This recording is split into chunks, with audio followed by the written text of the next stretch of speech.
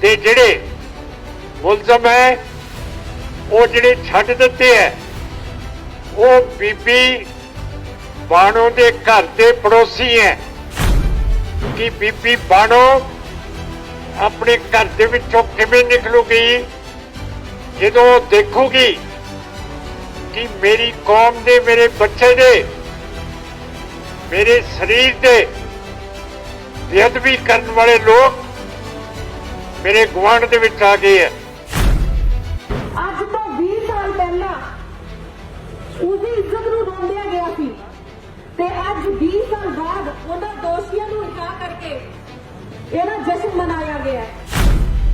ਜਿਹੜੇ ਜ਼ਿਮੀਂਦਾਰ ਸੀ ਕਿਸਾਨ ਸੀ ਉਹਨਾਂ ਨੂੰ ਗੁਜਰਾਤ ਦੇ ਵਿੱਚੋਂ ਕੱਢ ਦਿੱਤਾ ਸੀ। ਗੁਜਰਾਤ ਸਰਕਾਰ ਨੇ ਸੈਂਟਰ ਦੇ ਇਸ਼ਾਰੇ ਤੇ ਜੇਲ੍ਹ ਦੇ ਵਿੱਚੋਂ ਰਿਹਾ ਕਰ ਦਿੱਤਾ। ਜਦੋਂ ਵੀ ਸਰਕਾਰਾਂ ਇਹੋ ਜਿਹੇ ਬੰਦਿਆਂ ਨੂੰ ਛੱਡਣਗੀਆਂ ਲੋਕ ਹਾਈ ਕੋਰਟ ਤੇ ਸੁਪਰੀਮ ਕੋਰਟ ਦੇ ਵਿੱਚ ਜਾਣਗੇ। ਕਲਪਨਾ ਕਰਨ ਲਈ ਤੁਹਾਨੂੰ ਐਵੇਂ ਹੀ ਕਹਿ ਦਿੱਤਾ। ਕਲਪਨਾ ਕਰਨ ਦੀ ਜ਼ਰੂਰਤ ਨਹੀਂ ਬਲਕਿ ਇਹ ਸਭ ਕੁਝ ਸਾਡੇ ਦੇਸ਼ ਵਿੱਚ ਹੋਇਆ ਹੈ। ਸਵਾਗਤ ਕਰਨ ਵਾਲੇ ਵੀ ਸਾਡੇ ਦੇਸ਼ ਦੇ ਹਨ ਤੇ ਦੁਖਿਆਰੀ ਭੈਣ ਬਿਲਕੀਸ ਬਾਨੋ ਵੀ ਸਾਡੇ ਦੇਸ਼ ਦੀ ਹੈ। ਅੱਜ ਤੋਂ 20 ਸਾਲ ਪਹਿਲਾਂ ਉਹਦੀ ਇੱਜ਼ਤ ਨੂੰ ਰੋਂਦਿਆ ਗਿਆ ਸੀ ਤੇ ਅੱਜ 20 ਸਾਲ ਬਾਅਦ ਉਹਨਾਂ ਦੋਸ਼ੀਆਂ ਨੂੰ ਰਿਹਾ ਕਰਕੇ ਇਹਦਾ ਜਸ਼ਨ ਮਨਾਇਆ ਗਿਆ ਹੈ। ਉਸਦੀ ਇੱਜ਼ਤ ਇੱਕ ਵਾਰੀ ਫੇਰ ਰੋਂਦੀ ਗਈ ਹੈ।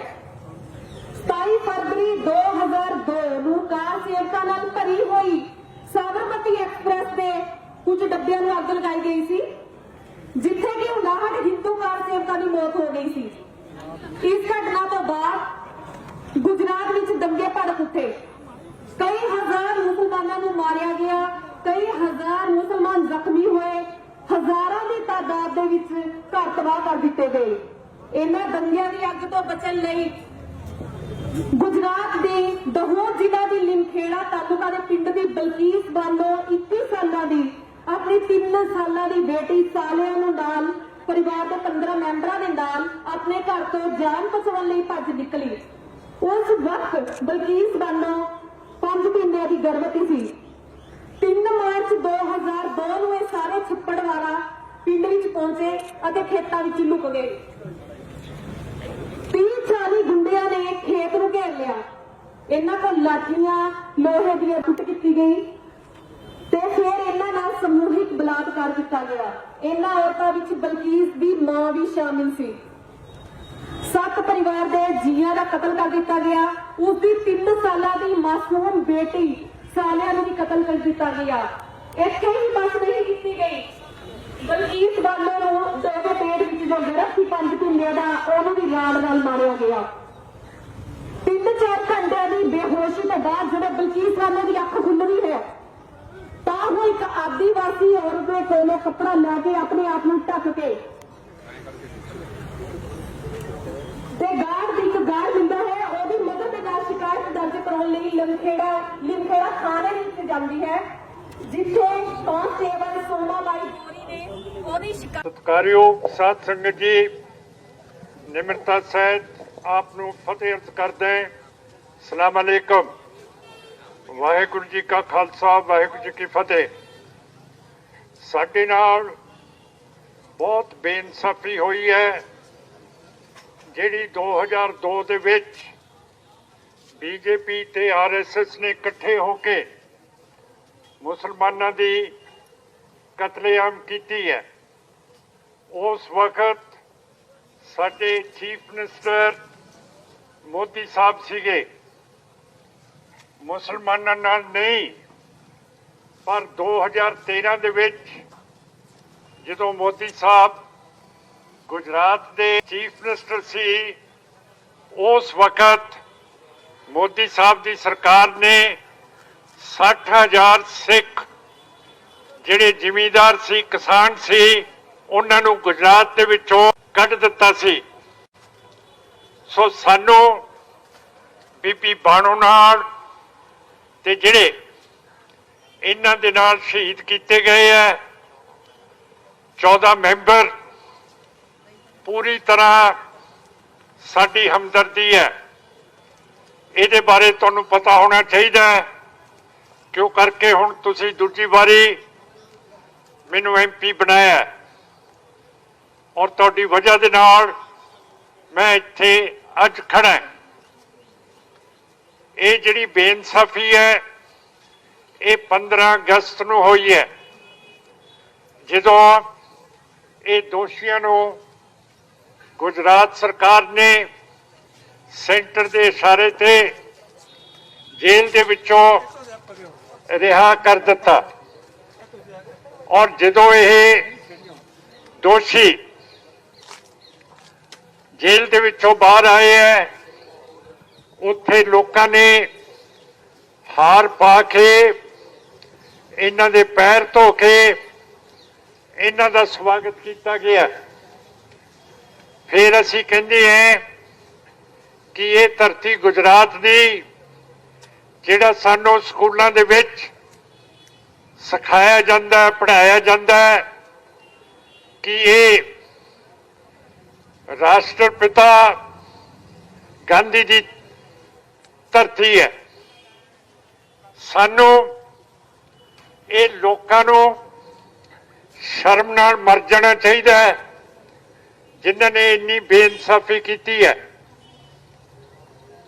ਬਹੁਤ ਭਾਰੀ ਜ਼ੁਲਮ ਕੀਤਾ ਹੈ ਔਰ ਸੁਪਰੀਮ ਕੋਰਟ ਨੇ ਤੁਹਾਡੀ ਤੇ ਮੇਰੀ ਆਵਾਜ਼ ਸੁਣ ਕੇ ਇਹ ਕੇਸ ਚੱਕ ਲਿਆ।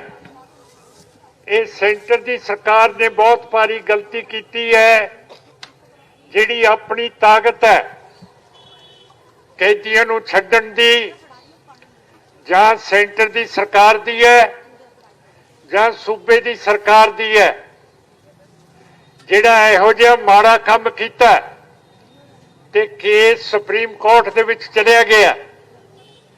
ਇਹਦਾ ਮਤਲਬ ਹੈ ਕਿ ਮੋਦੀ ਸਰਕਾਰ ਨੇ ਆਪਣੇ ਪੈਰ ਦੇ ਉੱਤੇ ਕੁਹਾੜਾ ਮਾਰਿਆ, ਕਿਉਂ ਕਰਕੇ ਹੁਣ ਇਹਨਾਂ ਸਰਕਾਰਾਂ ਦੀ ਤਾਕਤ ਕੈਦੀਆਂ ਨੂੰ ਛੱਡ ਦੇਣ ਦੀ ਘਟ ਜੂਗੀ ਔਰ ਹਰੇਕ ਕੋਈ ਜਦੋਂ ਵੀ ਸਰਕਾਰਾਂ ਇਹੋ ਜਿਹੇ ਬੰਦਿਆਂ ਨੂੰ ਛੱਡਣਗੀਆਂ, ਲੋਕ ਹਾਈ ਕੋਰਟ ਤੇ ਸੁਪਰੀਮ ਕੋਰਟ ਦੇ ਵਿੱਚ ਜਾਣਗੇ, ਜਿਹਦਾ ਮਤਲਬ ਹੈ ਕਿ BJP RSS ਮੋਦੀ ਸਰਕਾਰ ਨੂੰ ਡੱਕੇ ਦੀ ਸਮਝ ਨਹੀਂ ਹੈ ਕਿ ਕਿਵੇਂ ਰਾਜ ਕਰੀਦਾ।